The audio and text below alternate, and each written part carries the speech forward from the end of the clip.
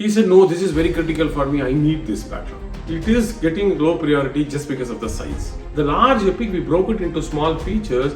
We were able to show a short demo of these features every 2 weeks. So let me repeat again. Backlog is a source of truth. Hi, this is JP here from LeanWisdom. Welcome back to the Weekend Stories.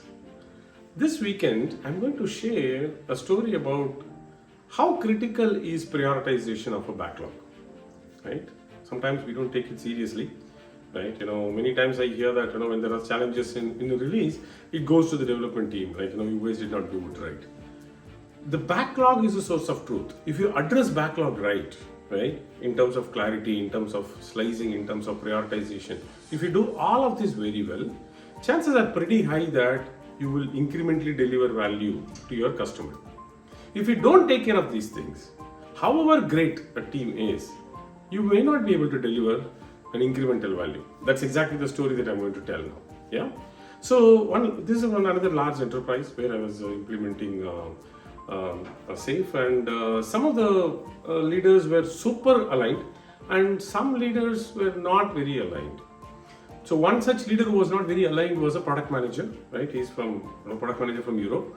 And this leader, very, very senior, in the organization, 30 plus years of experience, solid domain knowledge, right? Very good person for a product manager role, right? Absolutely very respectable in the organization. Now, he was a product manager for this art.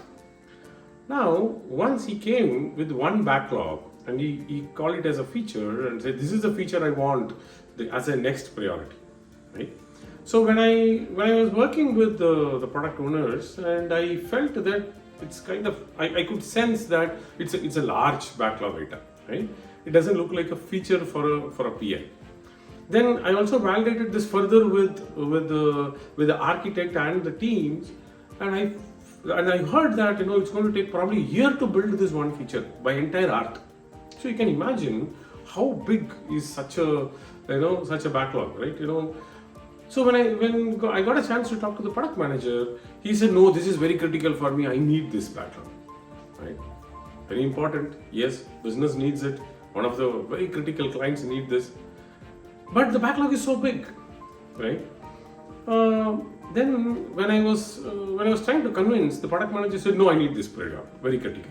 And I told him, perfectly fine, right? Let us use a technique called WSJF, right? Because he was not a big fan of it, we could not implement WSJF in the beginning of it, right? I said, see, it is important to use a technique called WSJF, weighted shortest to job first, and let us see if that can help us, right? And then when I prioritized, this highest priority for a product manager became 23rd priority in the backlog. 2-3 number, yeah? Why? Because it is so big. The way WSJF works is, the formula is cost of delay by job size, right? Your cost of delay can be very, very high from the product manager side. For the business, it is very critical. But the job size should also be, supporting it.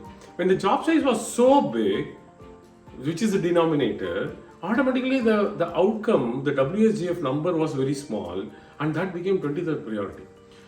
The moment the product manager saw this list and said, hey, this is number 23, is it really? I am saying so critical, but you're saying 23. And I had to explain him what is WSJF, why it is critical, and why we should use WSJF for effective prioritization and effective incremental value delivery, and so on. And when I did all of this, the point that clearly came out was, it is getting low priority just because of the size, right? So then I said, why don't we slice that into smaller ones? He was, no, even if we slice this into multiple smaller features, but I need this whole thing. I said, perfectly fine. We will see what can be delivered. But I want you to break this into multiple smaller features. Then I taught him, he's one product manager who could not attend, the product POPM training, right? So he did not have a knowledge. See, this is a problem when the leaders don't attend the training, right? Formal learning of Lean Agile thinking. And I had to spend maybe 3-4 hours on explaining how the backlog should be written and all of this. And he understood, and then we started writing. I spent one full day from his morning till his evening, right? We started Europe time morning. It went till evening. breaking that one feature that he called into 36 features. One feature was broken into 36 smaller features, and those features, every feature had a small value to deliver. We made sure that we broke the feature into in a such a way that it is delivering a value, it can be built incrementally, and so on. Now, I applied WSJF in this, right? I brought system architect and some technical people and the product manager, and we did a WSJF. When I did that, the critical part of these 36 features, around 8 or 9 features, which automatically stood on top. Right? Why? Cost of delay is also very high for them, and job size is very small. It became high priority. It came up. So I asked this product manager, what if we deliver these 8 or 9 in this PI, right? And will you be able to deliver this to customer? He said no. That doesn't actually deliver value, right? That is, it's viewed based on the customer's discussion that he had. Sure. However, we are going to take one full year if we build the whole feature as a whole. Anyway, we are going to take 1 year, right? The art will take 1 year. So why don't we try this incremental value, right? Let us see. Now the beauty is, because we sliced this large epic, right, which product manager called it as a feature, the large epic, we broke it into small features. We were able to show a short demo of these features every 2 weeks. So the customer was involved, system demo was happening, we were able to show system incrementally, right? End of the PI, the art delivered around 9 or 10 features of this priority, and when the customer was when it was demonstrated to customer could give some feedback, right? Customer was able to appreciate some work that is done by the team. The team was able to listen to it, and the product manager was watching this, right? So so we moved this art, right, from waterfall to a large extent waterfall to safe, and he was able to understand, okay, incrementally delivering makes a lot of sense. End of the PI, right? In the call we asked customer, do you think we can deploy this, that you can start using it? He said, I don't think so, but a little more work if you do, I can use it. Great. We sat together, right, with customer, with the product manager, with the architect, all sat together. The rest of the, at least some 20, 30, 25 features also, right, we reviewed that. Which are the ones which are critical? We again applied WSJF, right? The customer also understood the importance of slicing small based on WSJF, right? Now, we again pulled it. In the mid of second PI, we were able to deliver some more features, and actually customers said, yeah, now I can take it and I can deliver. We can deploy it in our environment and we can start using it. What do we learn out of this? What if we have just gone ahead with one large feature defined by a product manager, which is actually a large epic, art level epic, and what if we have just gone ahead with that? Customer wouldn't have seen anything. Customer would have got to know, would have got the whole thing at the end of the year. The customer would have had a lot of feedback, right? Whatever we do in a student syndrome, we would have had a last minute hiccups, right? Too many issues would have come in the last minute. All these were avoided just because we broke that one large epic into 36 features, right? Now, out of 36, we probably delivered around 15 features which got released to customer, right, in their environment. The remaining 20 features, 20 plus features, right, are they so critical?